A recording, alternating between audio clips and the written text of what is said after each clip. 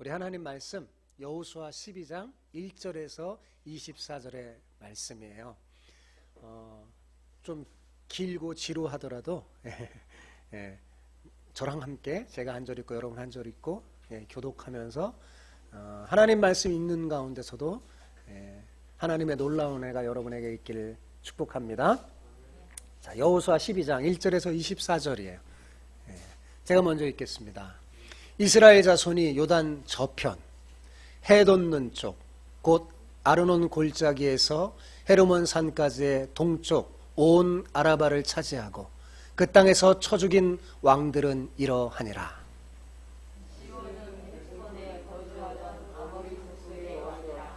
그가 다스리던 땅은 아르논 골짜기가에 있는 아르바로부터 골짜기 가운데 성읍과 길르앗 절반 곧 암몬 자손의 경계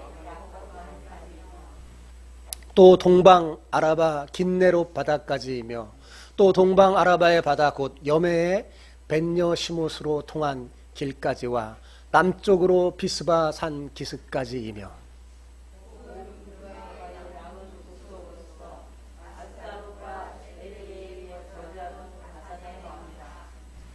그가 다스리던 땅은 헤르몬 산과 살르가와 온 바산과 및 그술 사람과 마가 사람의 경계까지 길르앗 절반이니 헤스본 왕 시온의 경계에 접한 곳이라.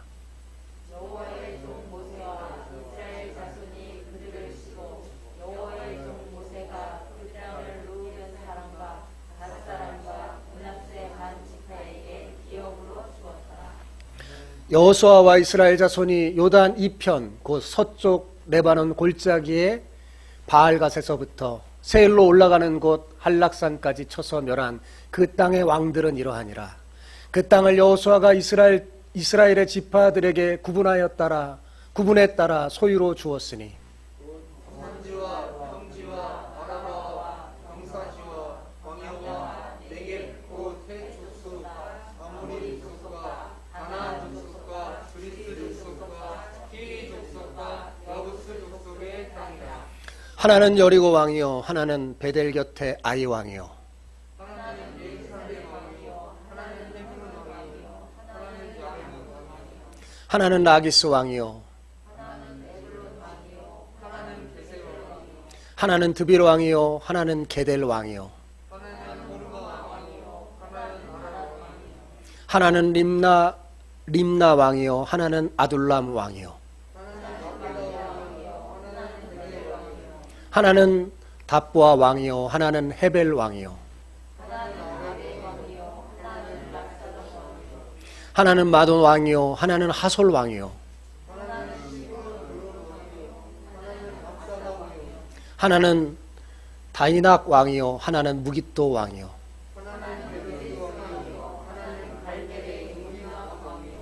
하나는 돌의 높은 곳의 돌 왕이요 하나는 길갈의 고임 왕이요 모두 31 왕이었더라. 모두 몇이요? 31 왕이었더라. 읽느라고 고생하셨습니다. 교회에 와서 처음 이렇게 설교를 듣는 사람들은 목사님들이 이스라엘 나라에 대해서 참 많이 말씀하는 것을 듣게 됩니다. 처음에는 아무 생각 없이 듣다가 조금 지나면 이런 의문이 듭니다. 이스라엘에 대해서 이러쿵저러쿵 말씀을 많이 하시는데 도대체 이스라엘이 나와 무슨 관계가 있단 말인가? 이스라엘 나라가 나와 무슨 상관이야? 이런 의문이 들게 돼요. 그리스도인이라면 한 번쯤은 이와 비슷한 생각이 들었을 겁니다. 여러분 지금 여러분이 듣고 있는 설교도 뭐예요? 이스라엘에 관한 설교죠. 여러분도 혹시 이스라엘 백성이 가나안 땅을 정복하는 이 정복 전쟁이 도대체 나와 무슨 상관이 있는가? 그런 의문이 들지 않나요? 구약의 역사서는 지금부터 최소한 한 2500년 전에 기록된 이스라엘 백성의 이야기입니다. 게다가 공간적으로는 우리와 문화권이 다른 우리가 속해 있는 문화권은 어디예요? 아시아 문화권이잖아요. 그죠? 우리의 문화권은 다른 거리가 좀 더 먼 근동 아시아에서 발생한 이야기예요. 그런데 왜 목사님들은 남의 이야기처럼 보이는 이스라엘 백성에 관한 이야기를 이렇게 자주 설교하는 걸까요? 그 이유는 여러분, 구약의 이스라엘에 관한 그 이야기는 남의 이야기처럼 보이지만 실제로는 바로 오늘날 우리를 위한 우리의 이야기입니다. 여러분, 이 성경에 기록된 이스라엘의 역사는 이스라엘 백성을 위한 이야기가 아니에요. 오늘날 하나님 믿는 우리를 위한 이야기예요. 그래서 이스라엘 이야기를 하는 겁니다. 그렇다면 왜 이스라엘의 역사 이야기가 우리를 위한 이야기가 될까요? 왜 그럴까요? 성경에 기록된 이스라엘 역사는 단순히 그 역사 그 자체가 아닙니다. 하나님과 관계된 신앙의 역사예요. 보통 여러분 역사책을 보면 그냥 있는 그대로 사실만이 기록된 게 사실 역사가 아니에요. 역사책에 보면 그 역사책을 쓴 사람의 해석이 들어간 그런 역사거든요. 성경의 역사도 이스라엘 백성의 그냥 단순한 역사가 아니라 신앙적인 해석이 들어간 역사예요. 하나님께서 이스라엘을 통해서 전 인류를 구원하기 위해서 일했던 하나님 자신의 이야기가 이스라엘 백성의 이야기입니다. 그렇죠? 그러므로 성경에 기록된 이스라엘 역사는 바로 오늘날 우리를 위한 메시지예요. 우리에게 하나님께서 전해주고 싶은 메시지가 있기 때문에 기록된 거죠. 이 점은 전 세계 모든 그리스도인에게 마찬가지입니다. 여러분, 그리스도인에게 있어서 역사는요, 정말 단순한 과거의 사실이 아니라 소중한 영혼의 자산입니다. 그리스도인이 살아간 내 과거의 역사는요, 단순한 역사가 아니에요. 역사 속에서 여러분, 우리는 하나님의 메시지를 발견합니다. 그리고 역사는 하나님을 잘 알 수 있는, 내가 하나님을 인식할 아주 중요한 인식 모드입니다. 그러니까 역사를 통해서 우리가 하나님을 더 잘 알 수 있어요. 역사를 무시하면 여러분, 우리는 시대를 분별하지 못하게 되고요, 하나님을 제대로 배우지 못합니다. 물론 이스라엘 역사만이 중요한 게 아니에요. 여러분, 오늘날 우리의 역사도 중요합니다. 역사 속에서 하나님의 메시지를 들어야 돼요. 그래서 그리스도인일수록 역사를 잘 알아야 돼요. 역사 속에 하나님의 그 손길을 바라볼 줄 알아야 돼요. 여러분, 예수님 믿고 구원받기 전에는 지금까지 살아온 내 개인의 인생의 역사의 발자취가 별 의미가 없이 느껴졌을지라도 예수님 믿고 난 후에는 어때요? 내 인생의 여정이 하나님과 깊은 관계가 있다는 것을 깨닫게 되죠. 그래서요, 그리스도인의 역사가 왜 중요하냐? 하나님과 관계가 있기 때문에 그래요. 그래서 여러분, 그 하나님과 관계에 있는 내 개인의 역사가 너무 은혜로울 때 사람들은 뭐예요? 간증하잖아요. 그죠? 그 간증이 굉장히 소중한 거예요. 그 간증이 왜 귀한 거냐? 하나님과 관계가 있기 때문에. 신앙이 녹아져 있기 때문에 그렇죠. 지나간 날들에는 메시지가 있습니다. 특히 그리스도인들에게 있어서 과거의 역사들은요, 다 하나님과 연관이 있어요. 신앙의 눈으로 여러분 내 과거를 살펴보잖아요. 내 인생의 여정이 재해석됩니다. 엊그저께 의빈이가 학교에서 와서 이런 비슷한 얘기를 하더라고요. 자기 지나온 과거를 한번 탁 돌아봤나 봐요. 어렸을 때 내가 왜 그때 그렇게 했지? 내가 왜 그때 그런 실수를 했을까? 하면서 자기 인생을 재해석하더라고요. 그죠? 자기 지나온 과거를 살펴보면요, 현재의 내 모습을 발견하면서 내 인생의 여성을 재해석하게 돼요. 그리고 신앙은 지금의 나를 통해서 과거를 재해석하면서 더 나게 합니다. 더 나은 존재가 되게 해요. 그러면 내가 이렇게 해야 되겠지 하는 거죠. 그래서 여러분, 내 자신의 과거의 역사를 기억해 볼 필요가 있어요. 가끔은 모든 일을 내려놓고 여러분, 전 인생을 돌아보면서 내 과거의 역사를 기억해 볼 필요가 있습니다. 기억만 하지 말고 기록으로 남겨두면 더 좋아요.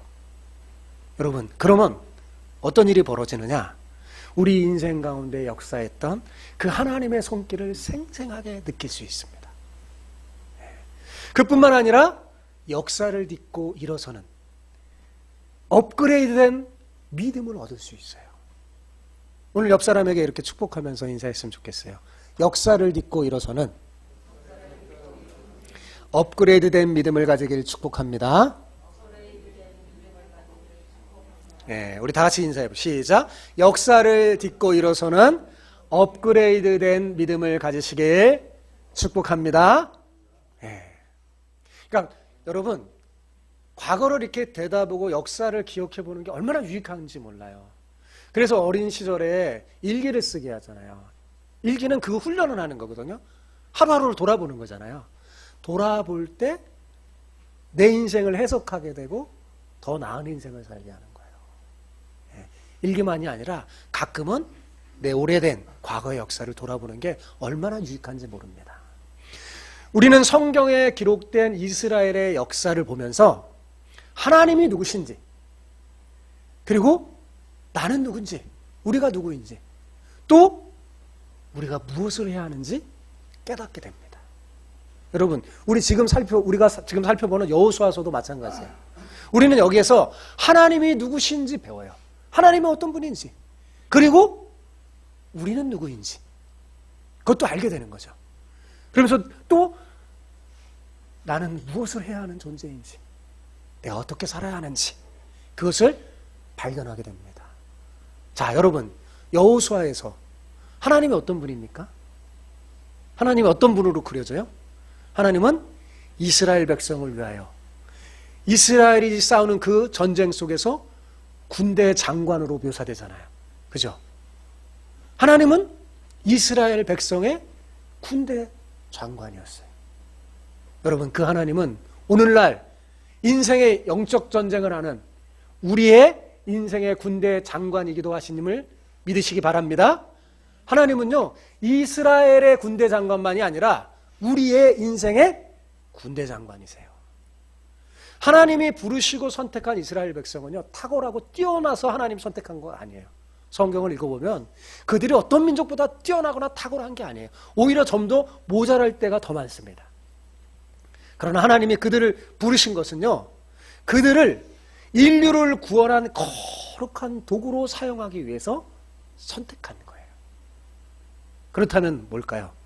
우리도 마찬가지라는 거죠. 여러분, 이사야 선지자는 하나님의 백성으로 선택된 자들의 정체성이 무엇인지 이렇게 말했습니다. 자, 이사야 42장 6절 7절 같이 한번 읽어볼까요? 시작.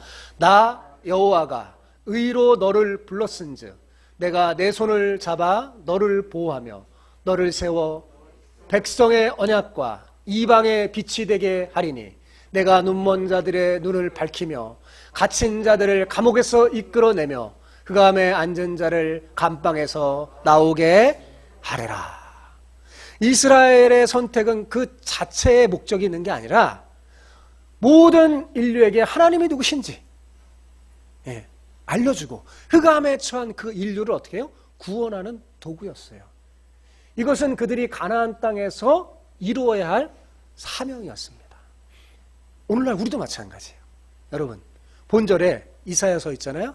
본절에 너라는 대명사에 여러분 자신의 이름을 읽고 다시 한번 읽어봤으면 좋겠습니다. 다시 화면을 띄워주세요. 자, 너라는 거기에다가 너라는 내가 빨간 줄로 너라고 뒤에 써놨죠. 거기에 자기 자신의 이름을 넣고 읽어보는 거예요. 자, 시작. 나 여호와가 의로 의빈이를 불렀은즉 내가 의빈이 손을 잡아 너를 보호하며 의빈이를 세워 백성의 언약과 이방의 빛이 되게 하리니 의빈이가 눈먼 자들의 눈을 밝히며 갇힌 자를 감옥에서 이끌어내며 흑암에 처한 자를 감방에서 나오게 하리라. 좀 느낌이 다르죠? 제가 일부러 흑빈이 이름 넣는, 여러분 이름을 넣으니까 느낌이 달라요. 여러분이 한번 오늘 설교 끝난 다음에도 이사야서 여기 찾아서 한번 여러분의 이름을 넣고 크게 한번 읽어보세요. 확 다르게 다가올 겁니다. 아, 나를 위한 메시지구나 라는 게 느껴질 거예요. 여러분, 하나님의 백성의 정체성이 뭐예요? 바로 이방의 빛으로 살아가는 거예요. 여러분, 코로나 시대에 그리스도인이 왜 중요하냐? 내가 어떻게 행동하느냐에 따라서 주를 알지 못하는, 저 흑암에 가둬서 하나님을 알지 못하는 그들에게 하나님을 알려줄 수 있어요. 그래서 우리는 더 잘 살아야 합니다. 코로나 시대에. 정말 이방의 빛으로 살아야 돼요. 맛을 잃어서 조롱거리가 아니라 빛으로 살아야죠. 하나님께서 우리를 선택하신 것은 우리를 통해 이 파주 지역에 죽어가는 영혼을 살리기 위함입니다.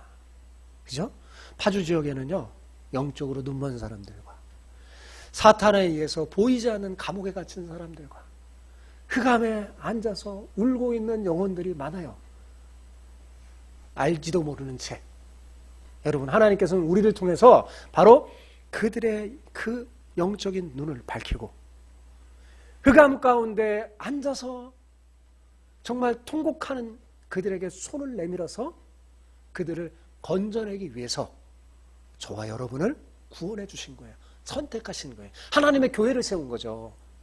우리는 이런 이스라엘의 역사를 통해서 우리의 오늘날 사명을 발견하게 되는 거예요. 자, 본문은 여호수아가 자신과 이스라엘 백성들이 지금까지 걸어왔던 과거의 이스라엘 백성의 역사를 요약한 거죠. 과거의 역사를 지금 잘 요약해서 기록한 거예요. 그러니까 지금 요 12장은 뭐예요?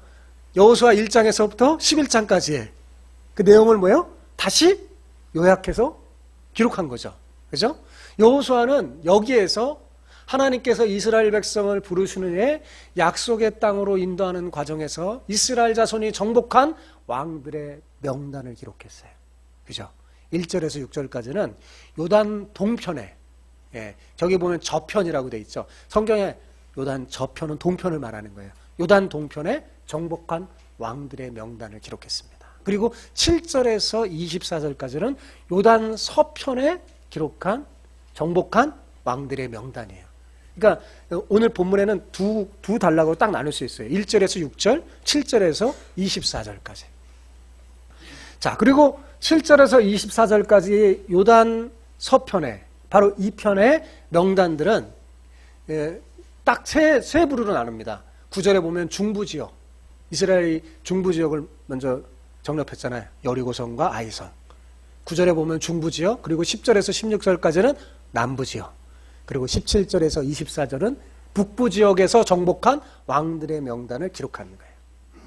자, 오늘 여러분이 본문을 저와 함께 읽었는데 재밌었습니까? 지루했습니까? 지루하죠? 재밌지 않죠? 오늘 본문은 성경 읽으면 참 지루하고 재미가 없어요. 그죠? 사실 오늘 본문의 구체적인 내용은 이미 이전에 앞장에 다 기록되어 있어요. 그죠? 그럼에도 불구하고 성경은 왜 이 지나간 날들을 요약해서 기록한 걸까요? 왜? 미래의 우리를 위한 것입니다. 너희들도 그렇게 하라는 거예요. 자, 우리가 지난 과거의 성공과 실패의 역사를 잘 정리해서 요약하고 기록하면 어떤 효과가 있냐? 시행착오를 겪지 않게 돼요. 실수를 반복하지 않게 돼요.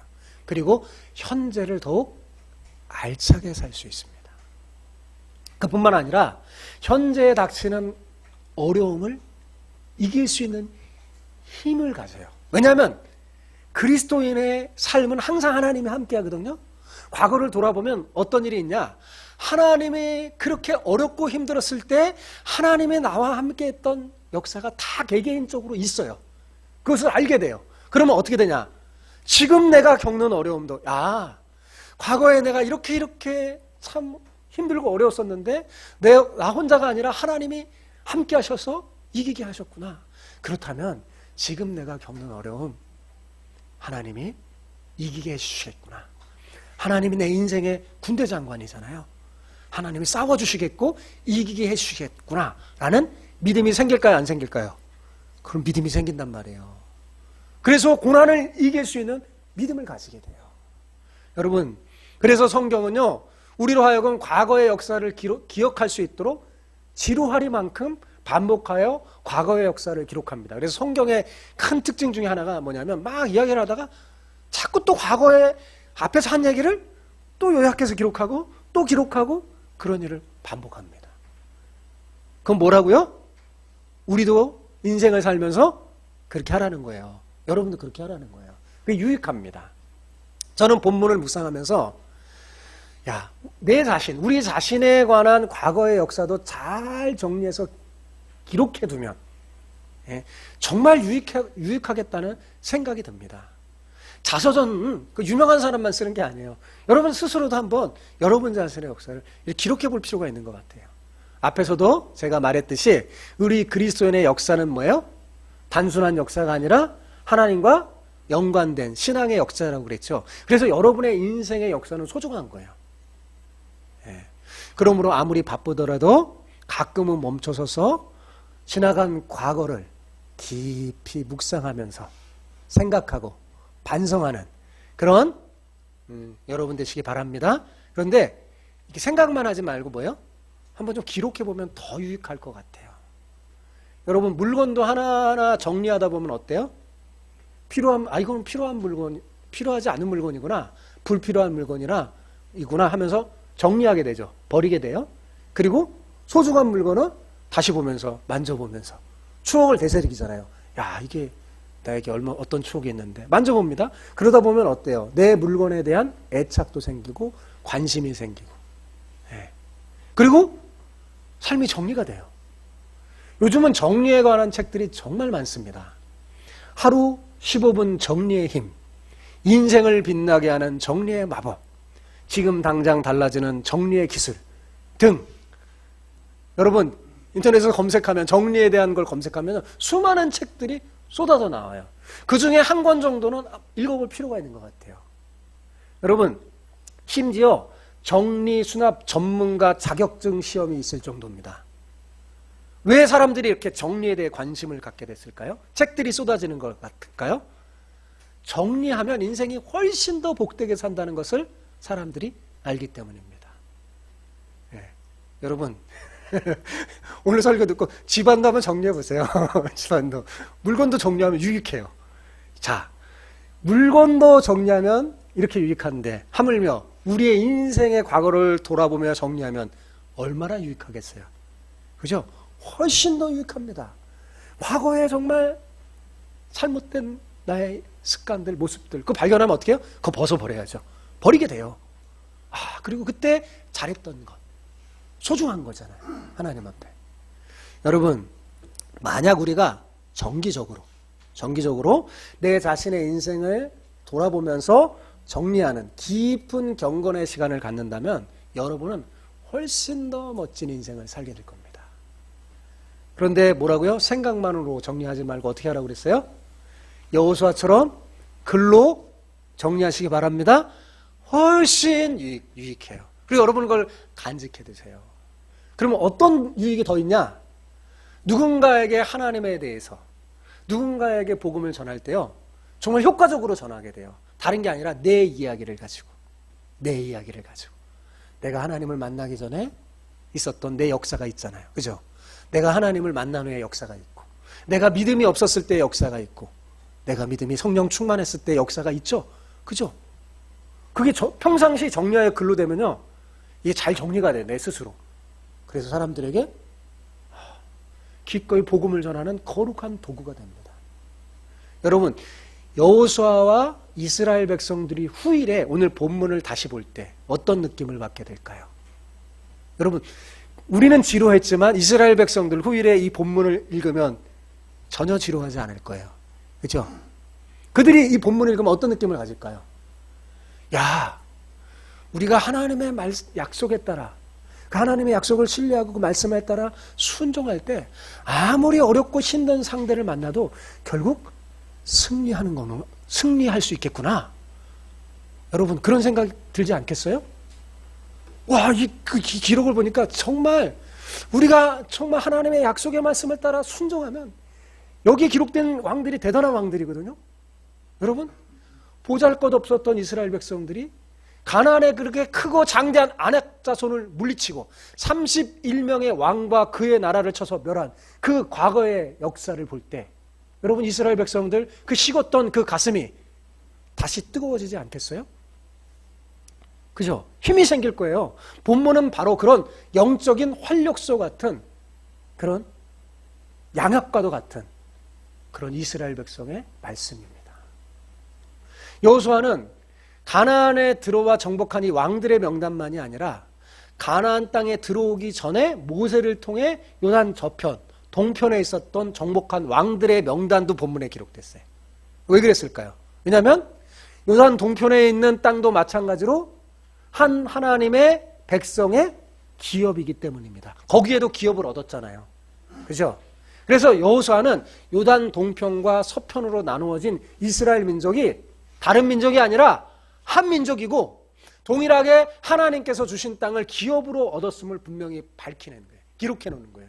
왜냐하면 이런 걸 기록하지 않으면 이게 딱 요단 동편 서편 갈라져서 마치 다른 나라처럼 시간이 지나면 살지 모르는 일이기 때문에 이들이 한 민족임을 딱 밝힌 거죠.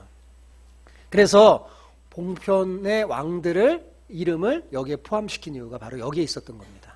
자, 요단 동편을 정복했을 때 지도자가 누구였어요? 요단 동편 모세, 그죠? 6절을 볼까요? 6절 같이 읽어봅시다. 시작. 여호와의 종 모세와 이스라엘 자손이 그들을 치고 여호와의 종 모세가 그 땅을 루벤 사람과 갓 사람과 므낫세 반지파에게 기업으로 주었더라. 그죠? 하지만 요단 서편의 땅을 정복할 때 지도자는 누구예요? 여호수아죠. 자, 7절을 볼까요? 시작. 여호수아와 이스라엘 자손이 요단 2편 곧 서편 레바논 골짜기에 바알갓에서부터 세일로 올라가는 곳 한락산까지 쳐서 멸한 그 땅의 왕들은 이러하니라. 그 땅을 여호수아가 이스라엘 지파들에게 구분을 따라 소유로 주었으니. 자, 전쟁의 지도자는 교체했지만 같은 전쟁을 수행하고 있죠. 이것은 이스라엘의 전쟁이 단 개인적인 한 나라의 전쟁이 아니라 거룩한 하나님의 전쟁을 수행하고 있다는 것을 보여주고 있는 거예요. 또는 비록 지도자는 달라도 하나님의 백성이 하나님께로부터 받았던 그 명령을 온전히 순종할 때 결국은 놀라운 승리를 한다는 메시지를 보여주고 있는 거죠. 그죠? 사실 요단 동편의 땅은 하나님께서 이스라엘에게 약속한 땅은 아니었어요. 하나님이 이스라엘에게 약속한 땅은 어디예요? 가나안 땅이에요. 요단 서편 가나안 땅. 그래서 이스라엘 백성들은 사실 여기를 정복하려고 하는 게 아니라 이 지경을 통과해서 넘어가려고 했어요. 그런데 그럼에도 불구하고 이스라엘 백성들이 그 땅을 정복한 이유는 바로 요단 동편에 있는 그 나라 땅의 왕들이 통과하기를 거절한 거예요. 시비를 일으킨 겁니다. 그래서 전쟁이 일어난 거예요. 그때 정복한 왕이 누구냐? 헤스본 왕 시온, 바산 왕 옥. 예. 이들이 이스라엘을 대적하고 시비를 걸어서 그들을 정복했죠. 근데 지금 헤스본 왕 시온과 바산 왕 옥은요 대단한 왕이에요. 철병거를 가진 왕이고, 예. 굉장히 싸움을 잘하는 나라의 왕이에요. 그런데 하나님이 역사하여 이기게 했죠. 이 사건이요 가나안 정복에 굉장히 중요한 역할을 합니다. 여러분, 우리는 라합의 고백을 통해서 이 사건이 가나안 백성에게 얼마나 위협이었다는 사실을 깨닫죠. 그죠? 여러분, 이스라엘 백성이 이제 가나안 땅을 정복하기 위해서 여호수아가 정탐을 보내잖아요. 그죠? 그때 라합의 집에 들어가서 라합이 말하죠. 어떻다고 그랬어요? 지금 가나안 사람들이 이스라엘을 오는 걸 보면 어떤 느낌을 받았대요? 마음이 녹았다고 그랬죠. 마음이 녹아서 정신이 잃을 정도로 혼미해졌다고 그랬어요. 전쟁도 하기 전에 가나안 백성들이 두려움에 사로잡혔어요. 왜 그랬을까요? 가나안 동편에 있었던 사건이 거기까지 뉴스가 전달된 거예요. 야, 그 센 왕, 헤스본 왕 시온, 바산 왕 옥을 쳐부순 이스라엘이 지금 가나안에 진격하네? 우리도 정복당할지 모르겠구나. 두려움에 이렇게 사로잡힌 거죠. 여호수아는 이 이스라엘이 정복한 이 지역의 범위를 설명하면서 하나님이 약속한 땅임을 분명히 보여줬어요. 그리고 그 땅을 이스라엘 백성의 구별에 따라 각 지파에게 뭐예요? 기업으로 주고 나눠줬죠. 그리고 마지막으로 정복한 31명의 왕의 명단을 기록했어요. 그러니까 여기에 나온 왕의 명단은 사실은 총 33명의 명단이에요. 33명의. 동편의 두 왕 합쳐서. 예, 요단 동편의 두 왕 합쳐서 서편의 왕만 31명이에요. 그러니까 33왕 그 나라를 정복한 거죠. 그래서 이 기록 순서를 여러분 성경에 보잖아요. 가나안의 왕들의 명단은 정복의 순서와 동일하게 기록되어 있어요. 먼저 여러분 중부지역 9절에 보면 거기에 또 두 명의 왕이 있어요. 누구예요? 여리고 왕과 아이성. 거기 먼저 시작했죠. 그렇게 해요. 그리고 나머지는 남부 지역의 14명의 왕들의 명단, 그리고 계속해서 북부 지역의 15명의 왕의 명단이 기록되는 거예요. 이 왕들과 싸웠던 전쟁의 모두를 다 기록한 건 아니에요. 앞에 선별해서 기록되는 거예요. 그러나 뒤에 여기 요약하면서 뭐예요? 이렇게 많은 나라를 정복했다는 걸 보여주는 거죠. 자, 이는 결국 하나님의 백성 이스라엘이 거룩한 전쟁을 수행하면서 가는 길을 막는 세력은 어떻게 되는 거예요? 진멸당한다는 걸 보여주는 거죠. 하나님의 백성이 거룩한 전쟁을 수행할 때 당해낼 세력은 하나도 없다는 걸 보여주는 거예요. 한 항도 없었어요. 그죠? 중부 지역을 제외하고 남부와 북부 지역은 연합해서 이스라엘 백성과 대항했잖아요. 그러니까 상황도 사실 그들에게 가나안에게 유리했고 전력도 훨씬 뛰어났습니다. 그러나 그들의 도모가 이루어졌어요? 안 이루어졌어요? 이루어지지 못했죠. 결국 가나안 전체가 어떻게 이스라엘 백성 앞에 무릎을 꿇었죠. 어떻게 해서 그렇게 된 걸까요? 하나님이 이스라엘의 군대 대장이었기 때문에 그런 거잖아요. 그죠? 그래서 여기에 가나안 그 동편의 두 왕과 서편의 31명의 왕의 명단은요, 하나님을 찬양하는 찬양과도 같은 그런 명단이에요. 적대심을 품고 서로 연합하면서 원수들이 하나님을 대적하면 당해낼 수 없다는 것을 선포하고 있는 거죠. 그래서 이 본문은 하나의 또 메시지를 주는 거예요. 하나님을 대적하는 자는 누구를 막론하고 다 하나님의 심판을 면할 수 없다는 거죠. 마찬가지로 오늘날 영적 전쟁을 하는 우리에게 다가오는 수많은 적의 유혹과 도모도 어떻게 될까요? 결국은 다 어리석게 끝나고 말 것입니다. 그러니 우리가 두려워할 필요가 없는 거예요. 그래서 성경은 우리에게 계속 뭐 하지 말라고 그러는 거예요? 두려워하지 말라. 우리가 하나님 앞에서 하늘에 주신 사명을 품고 영적 전쟁을 하며 바르게 살아가면 하나님이 반드시 여러분을 도와주십니다. 함께합니다. 여러분을 해하려는 그 세력은요, 하나님이 처단해 주세요. 그래서요, 여기 아모리 2명의 왕도, 가나안의 31명의 왕도 모두 자신의 능력을 믿고 여호와를 대적하다 멸망당했잖아요. 마찬가지로 오늘날도 하나님을 대적하는 모든 세력은 다 멸망당할 줄 믿습니다. 그러나 그 가운데서 구원받은 사람이 있었어요. 누구였어요? 라합과 기브온 주민들. 그죠? 마찬가지입니다. 이제 예수 그리스도가 왕이 되어 이 땅에 하나님의 나라는 임하였고 하나님의 나라는 확장되며 영적인 전쟁이 치러지고 있습니다. 이때 그리스도의 복음 앞에 인류가 택할 방법은 딱 두 가지밖에 없어요. 예수님을 받아들이고 구원을 받느냐, 아니면 거절하고 멸망받느냐. 그래서 요한복음 3장 16절에 뭐라고 되어 있어요? 하나님이 세상을 이처럼 사랑하사 독생자를 주셨으니 누구든지 저를 믿는 자마다 멸망치 않고 영생을 얻게 하려 하심이라. 여기까지는 아는데 17절을 몰라요. 그러나 뭐예요? 그 예수님을 받아들이지 않는 자는 어떻게 된다는 거예요? 멸망당한다는 거죠. 이 복음 앞에는 두 길밖에 없는 거예요. 그걸 보여주는 거예요. 여러분, 델 아비브에 있는 이스라엘 박물관 입구 벽에는요, 유명한 글귀가 새겨져 있어요. 어떤 글이 새겨져 있냐면, 과거를 기억하라, 현재를 살라, 미래를 확신하라. 세 마디 말이 기록되어 있습니다. 이 세 마디의 말은요, 굉장한 많은 생각을 하게 해요. 그래서 성지순례를 하거나 이 박물관에 들은 사람들이 그 글귀를 보면서 많은 생각을 하게 됩니다. 이스라엘 백성을 보고 깊은 생각에 빠지죠. 그리고 자기 자신을 보게 돼요. 생각하게 돼요.